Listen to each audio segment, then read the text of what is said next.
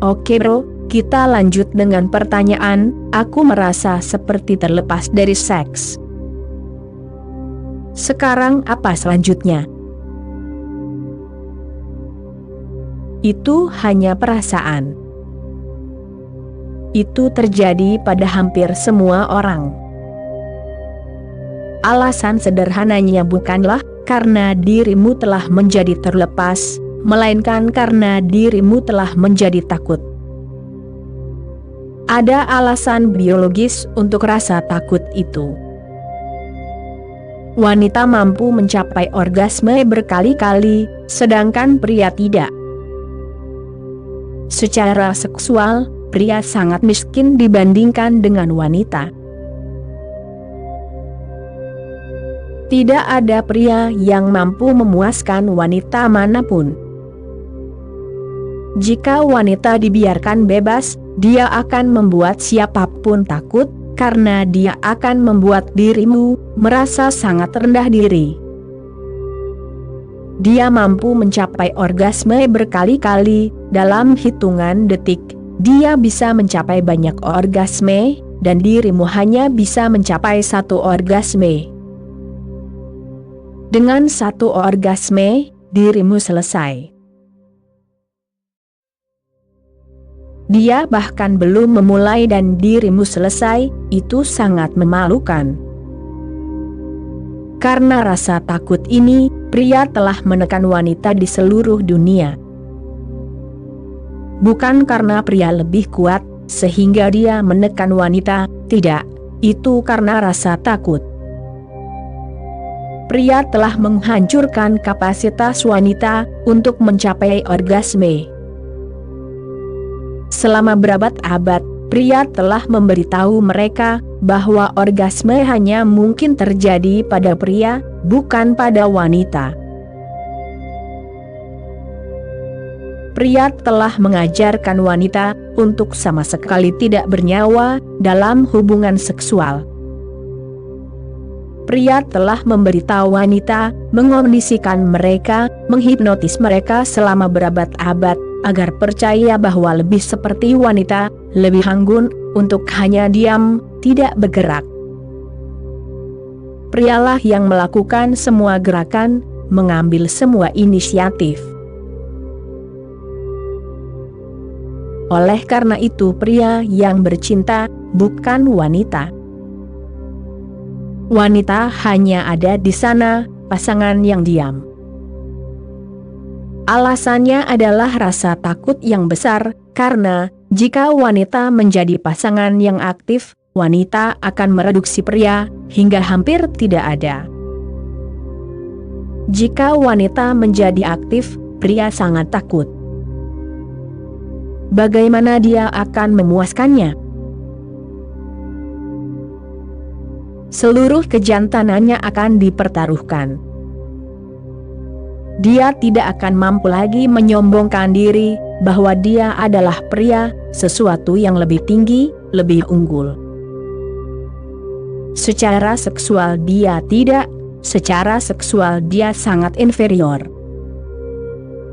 Secara otot dia mungkin lebih kuat dari wanita, tetapi secara seksual dia tidak. Ada negara-negara di Afrika, di mana operasi bahkan dilakukan pada gadis-gadis kecil. Klitoris dipotong saat masih sangat kecil, operasi yang sangat menyakitkan, hanya untuk memastikan bahwa mereka tidak tahu apa-apa tentang orgasme. Di Sudan, dirimu tidak akan menemukan seorang pun wanita yang tahu apapun tentang orgasme, karena mekanisme mereka untuk orgasme rusak. Vagina mereka lebih seperti luka daripada organ yang sehat. Betapa takutnya memotong klitoris. Maka mereka akan selalu lebih rendah. Jika seorang wanita benar-benar mencapai orgasme, dia akan membangunkan seluruh lingkungan. Dia akan berteriak, bernyanyi, menari, dan melompat. dia akan melakukan meditasi dinamis. Dan seluruh lingkungan akan tahu apa yang sedang terjadi.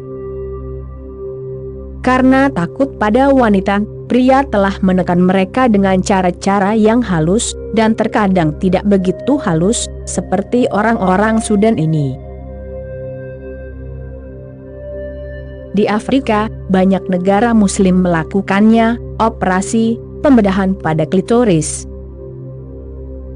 Tidak hanya itu, mereka menjahit vagina wanita sedemikian rupa, sehingga bercinta dengan seorang wanita menjadi hampir mustahil. Dan melahirkan sangat menyakitkan, sehingga begitu seorang wanita telah bercinta dengan seorang pria, dia memutuskan untuk tidak melakukannya lagi, itu sangat menyakitkan.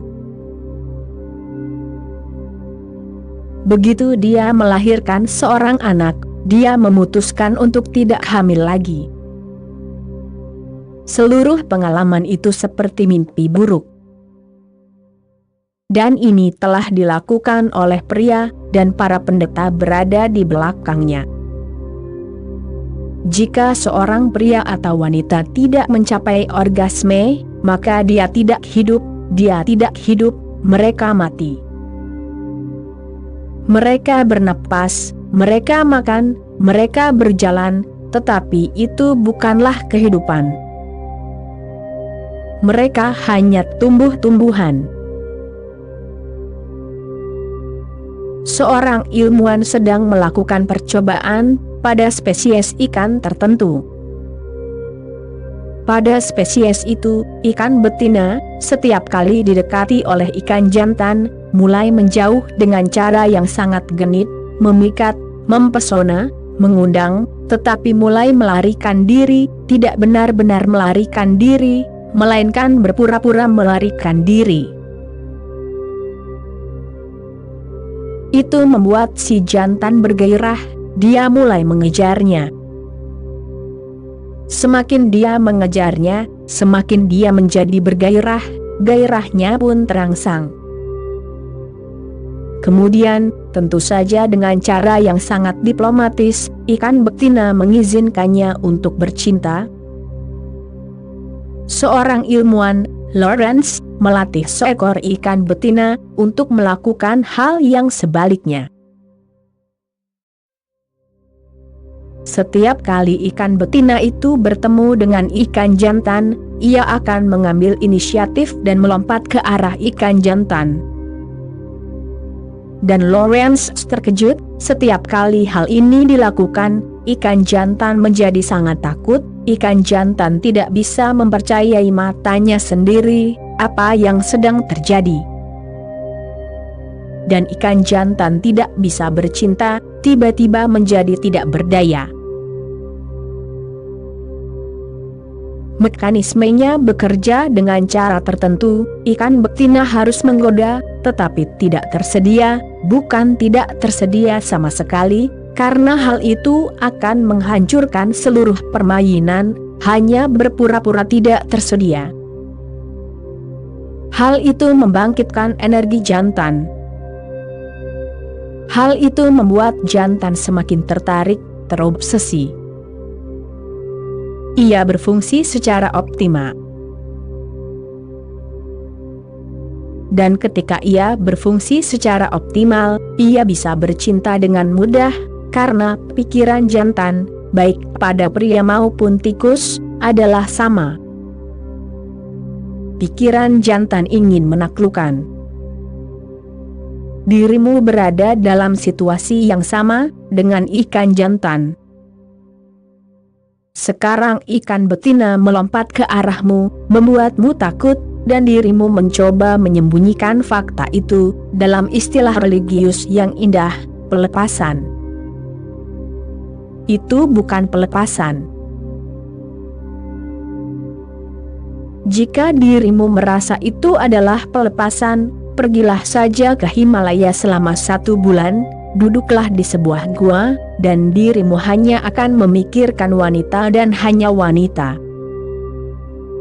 Ketika seseorang benar-benar terlepas, yang berasal dari pemahaman, dari meditasi, maka tidak ada pelepasan juga, itu harus dipahami. Ketika seseorang benar-benar terlepas, dia tidak terikat maupun terlepas. Seluruh hal menjadi tidak relevan, seolah-olah tidak ada lagi pertanyaan tentang ketertarikan, tentang ketidaktertarikan. Seluruh pertanyaan itu hilang. Dirimu hanyalah dirimu sendiri.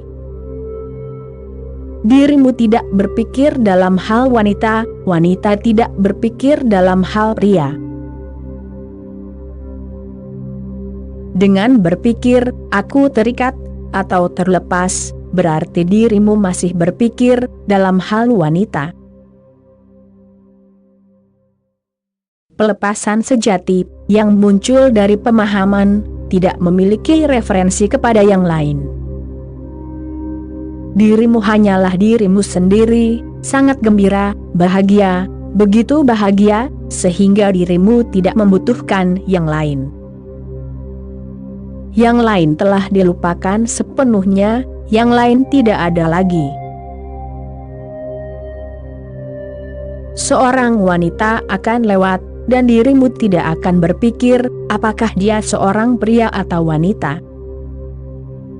Itu melampaui biologimu, dan itu adalah salah satu hal terbesar dalam hidup, melampaui biologimu. Karena hanya dengan begitu, untuk pertama kalinya, dirimu menjadi sesuatu yang lebih dari sekedar hewan. Jika tidak, maka tidak banyak perbedaan. Mungkin ada beberapa perbedaan kuantitas, tetapi bukan kualitas. Kecuali dirimu melampaui biologi, dirimu tetap menjadi bagian dari kerajaan hewan, spesies hewan lain, itu saja. Sekarang perhatikan pelepasanmu, apakah itu berasal dari ketakutan atau pemahaman? Apakah dirimu telah memahami kebodohan dari seluruh permainan ini? Jika dirimu telah memahami, maka dirimu tidak akan bertanya, sekarang apa selanjutnya? Maka tidak ada yang berikutnya. Dirimu telah melampaui biologi, dan dirimu akan benar-benar tenang dengan dirimu sendiri. Dirimu akan mencapai orgasme, tanpa bantuan orang lain. Dan orgasme akan menjadi begitu alami, begitu spontan, sehingga tidak akan ada kaitannya dengan seks sama sekali.